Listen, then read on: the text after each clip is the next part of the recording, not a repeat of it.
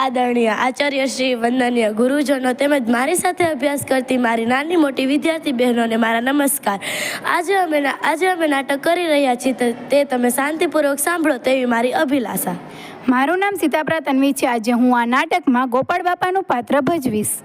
મારું નામ મોરડિયા માહી છે. આજે હું પાત્રમાં સયાજીરાવ ગાયકવાડનું પાત્ર રજૂ કરીશ. મારું નામ છે ભાલોડિયા ટીયા. આજે હું આ નાટકમાં સયાજીરાવ ગાયકવાડના અંગરક્ષકનું પાત્ર ભજવીશ. મારું નામ છે ધાણા ઝેરી. હું આજે સૈનિક તરીકે પાત્ર ભજવીશ. મારું નામ છે રામાણી હેતવી. હું આજે આ નાટકમાં મંડળ ભગતનું પાત્ર ભજવીશ. મારું નામ છે ભાલોડિયા ખુશી. હું આજે આ નાટકમાં માંડળ ભગતની પત્નીનું પાત્ર ભજવીશ. મારું નામ છે પનારા કૃષ્ણ. આજે હું ગોપાળ બાપાના મિત્રના પુત્રનું પાત્ર ભજવીશ. એક જ આદમીના પુણ્યે આ કોતરોને આંબા, જાંબુડા, રાયણ અને ચીકુના ઝૂંડથી મહેકતા કરી મૂક્યા છે. 40 વર્ષે વાતને હજુ માંડ થયા છે. વર્ષની શિયાળાની એક સવારે એ વખતના સ્વપ્નસેવી મહારાજ શ્રીમંત સયાજીરાવ આવા એક કોતરની ભેખડ ઉપર એક બે અંગરક્ષકો સાથે ઊભા હતા. પડખેના ગીરના જંગલમાંથી એક દીપડો આવ્યાના બાવળે એ આ તરફ ઉતરી આવ્યા હતા.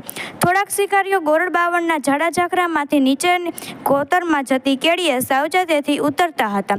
એ બધા ગોરડની જાળીમાં દેખાતા બંધ થયા. મહારાજ દૂર દેખાતી ટેકરીએ દૂરબીન માંડીને જોતા હતા. ત્યાં કોતરમાંથી એક ખેડૂ માણસ આવીને પ્રણામ કરી થોડા ફળ ભેટ ધર્યા. શું છે? બોર.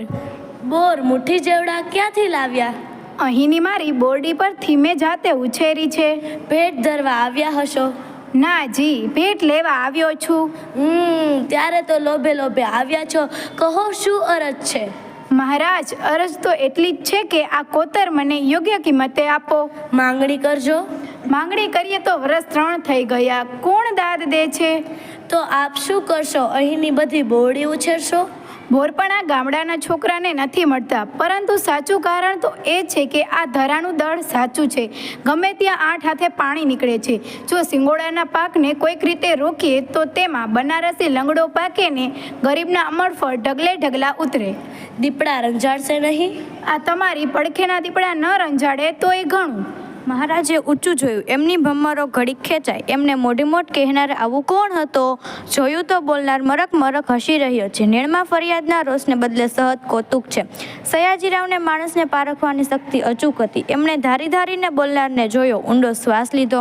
જાણે મનમાં કાંઈ ઉતાર્યું. પછી એકાએક કહે, તમને આ કોતર હમણાં જ લખી આપું છું. બીજી કાંઈ મદદ જોતી હોય તો એ પણ ખેતી ખાતું આપશે. પણ હા, એક કામ કરો. પેલું મંદિર જોયું? જી, એ મંદિર અપૂજ રહે છે. પેશવા સરકારે બંધાવ્યું છે અને જૂનવાણી શિલ્પોનો નમૂનો છે. બસ એની પૂજાનો બંદોબસ્ત કરો. દખ લગાડતા નહીં મહારાજ, મારાથી બને તેમ નથી. કેમ, મૂર્તિને નથી માનતા? ના રે બાપુ, એમ તો અમે અને તમે સૌ મૂર્તિઓ જ છીએ ને. એમાં આ મૂર્તિઓને રહેવાની જગા નથી. વળી આ પાણાની મૂર્તિઓને ક્યાં પધરાવવી? વાત તો સાચી છે, પણ ત્યાંના માણસોને સૌને આશરો મળે તેવું કરજો. ધર્મશાળા બંધાવીશ. ભલે. આ તુલસી શ્યામ જવા આવવાનો ધોરીમાર્ગ છે. શિકારીઓ હજુ આવ્યા નહોતા એટલે પછી વાતે વળગ્યા. મહારાજને આમાં રસ પડ્યો. એમાં જાણ્યું કે આ તો ખેડૂત વણિક છે. નામ છે ગોપાળદાસ. બરડાના પેટાળના એક ગામડામાં રહે છે. આ બધી જમીનની ખટપટ કરે છે. તે તો ભાઈબંધના દીકરા માટે ઝરિયાની કોલિયરીનો ભાગીદાર. એ ભાઈબંધ 4 મહિના પહેલાં જ મરી ગયો છે અને જતાં જતાં દૂરથી જ એક ચિઠ્ઠીમાં બધી માલ મિલકત અને દીકરાની ભાળવણી કરતા ગયા છે ગોપાળદાસને. તે આપ ભરાનો છાંયો મૂકીને અહીં સારું જમીન માંગો છો? બાપુ, અમે તો રહ્યા પારીખ વાણિયા. મૂડી નાખતા પહેલા 100 ગણા ગણીએ ને આ તો પારકું ધન કહેવાય. જતે દહાડે હોકારો દે ત્યાં જ નાખ્યું ને. તો તમે અહીં આવ્યા તો તમારા વેપારનું શું થશે?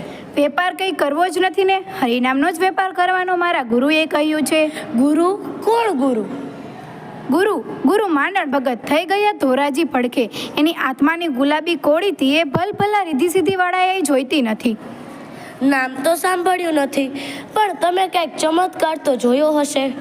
એકવાર મળ્યો છું. બીજી વાર દર્શને ગયો ત્યાં તો દેહ પડી ગયા હતા. અમે તો રહ્યા પારીખ વાણિયા. એક વારમાં જ પારખી લઈએ. શું બન્યું હતું? મારણમાં હું એક વખત મગફળીના સોદા માટે ગયેલો. બરોબર 10 વર્ષ પહેલાંની વાત કરું છું. ગામમાં કોઈ ખાસને ઓળખું નહીં, તેથી દરવાજા પાસેની મોટી ધર્મશાળામાં ઉતરેલો. કોઠીમાં ભગત બેઠેલા, ગામમાંથી કાવડ માંગી આવેલા અને તેની વહુ રોટલા ઘડે. મને જોઈને આંખો નીચે રાખવાની ભારે ટેવ, હસે ભારે, જાણે સાવ બાળક જેવું. અવાજ જોઈએ તો વાસળી જેવો. ભગત મને જોઈને કહે, શેઠ છો, શાનો વેપાર કરો છો? પરચુરણ. જથ્થાબંધ મૂકીને પરચુરણમાં સીધ પડ્યા છો? બાપુ મૂડી જોવે ને. મૂડી તો માય પડી જ છે ને. એમ કહી ભગત મારી સામે એકીટસે જોઈ રહ્યા. એના આંખના પ્રકાશે મારા મનમાં મારક કરી દીધો. મારાથી આંખ સામે આંખ મંડાણી નહીં. હું નીચું જોઈ ગયો. જોઉં તો ભગતના પડખામાં કાળો ગીંગોળો ચડી ગયેલો. બાપુ, ગીંગોળો ચડી ગયેલો. એમ કહી હું હટાવા ગયો ત્યાં ભગત કહે, રેવા દ્યો, એને વળી બીજે ખાજ લેવા જવું પડશે ને, બહુ દી થઈ ગયા છે એને. વાહ! આ નાટક પરથી આપણને બોધ મળે છે કે આપણે હંમેશા નિડરતા, પરોપકાર તથા સમર્પણનો ભાવ વ્યક્ત કરવો જોઈએ.